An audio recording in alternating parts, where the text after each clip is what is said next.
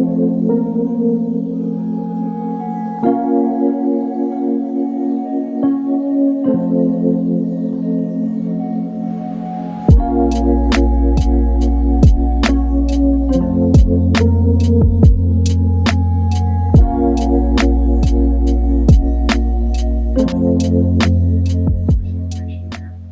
just basically read across all that and just go through and read that.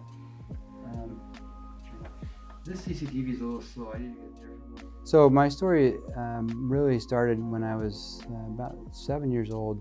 Is when I first noticed that I was having trouble seeing, and I couldn't see the chalkboard or at the front of the classroom anymore. And thought my parents, of course, thought I was nearsighted and needed glasses or something. And I ultimately found out that wasn't the case, and that I had something called Stargardt's or juvenile macular degeneration. So basically what that meant was having to figure out how to navigate life with a visual disability. Alexa, what's going on with the stock market? The American stock market is up, with the S&P 500 up 1.1% at 3,662. Here we are today, 30 years since the Americans with Disabilities Act was passed. And I was very involved with that, and very involved with things that related to that, and helping people and helping organizations to understand what that meant. But we're still having a lot of the same questions. Why is it that we still have trouble understanding what accessibility means?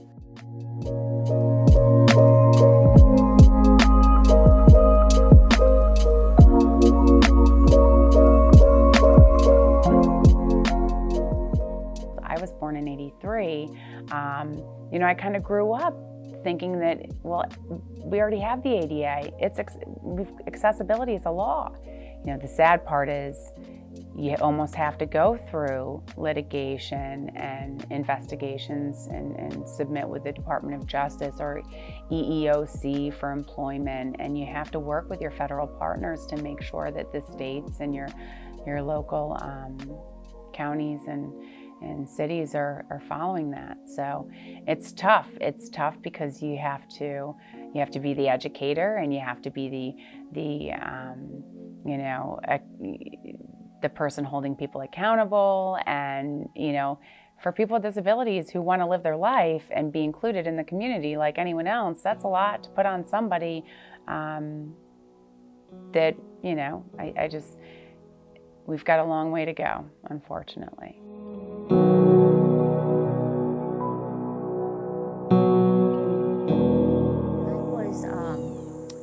Sick from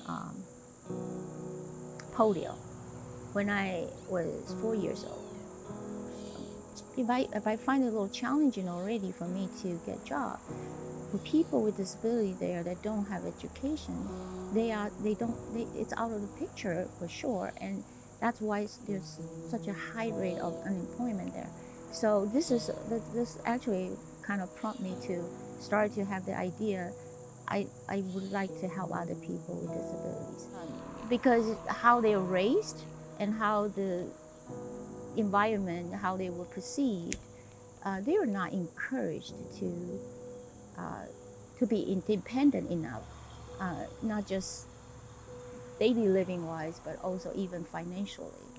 And some of the individuals with disability themselves just do not think that they are going to be granted an opportunity.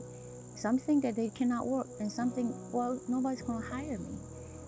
The positive thing about hiring somebody with a disability is that folks with disabilities, when they get a good job, they tend to be pretty loyal. They tend to stay there. They tend to want to be successful. They want to be a part of a great team to accomplish things. So I think that's a positive thing, and I think that's one of the things that we can offer as we work with employers. We can help them understand, here's how you can make this job accessible, and here's how this person can be very successful as an employee working for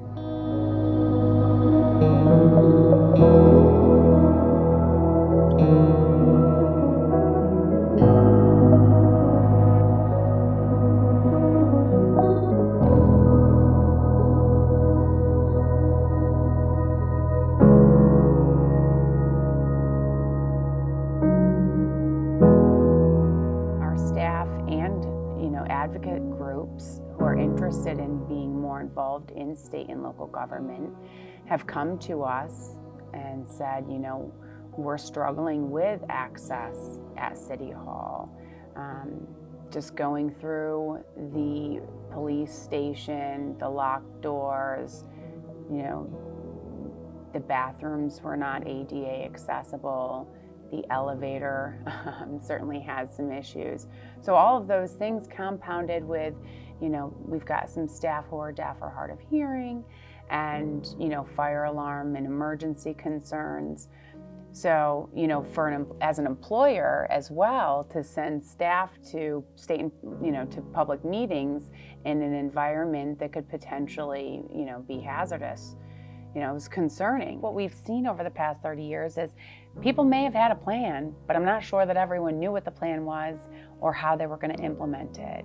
And so it's, you know, where we are now is people have to learn, understand what the ADA is, and then hold people accountable to what is your plan and what have you done and what are you going to do to reach the accessibility goals.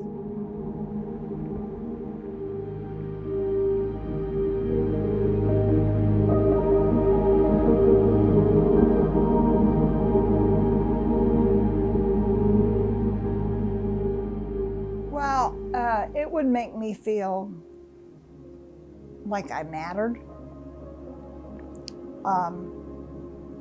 Even if I don't go, it gives me a good feeling to know that I can. I mean, it's just like the commissioners' meetings. I've been going down to those, and there's nothing in those meetings that means a hill of beans to me. But I go because they need my support. I need to know how my government works because I never paid much attention. I've always noticed that they didn't have enough access for people with wheelchairs, and it was a stinker to get in, you know, any place they wanted to get in. And then when I started not being able to get anywhere, and you have no idea how much I fought for those chairs. Just no way do you have any idea that how much I fought for those scooters. I mean, just having a pull-on door, that doesn't cut it anymore. Now you need that push button thing. When you go in the grocery store, take your grabber or take somebody with you. Or get somebody in there to go with you. Yeah, I get stuff, everything I want is always up here. I'm not gonna buy bigger packages of stuff because I can't reach the smaller ones.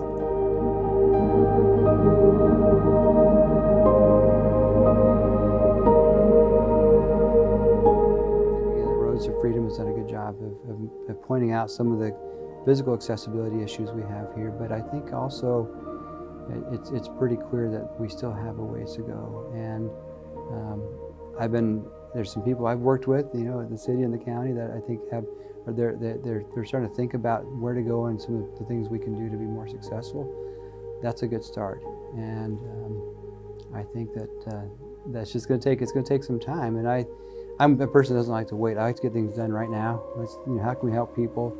And I think we find here at North Central Site Services, as we've become more engaged with folks over the last year and a half, that we're working a lot individually with people, and also a lot with some of the government groups and stuff here, of how we can look at changing that. And we've changed our programs here. We've changed what we're doing. We're focusing more and more on helping people become independent, focusing more on direct services in our communities here. And that will continue, because to me, the only thing that makes a difference that we do, the only thing that I really look at as a measurement, I should say, is a person becoming more independent. Whether that means they get through a great education, or they become employed in a job that they want to be in, or they are able to recreate and participate in our community fully.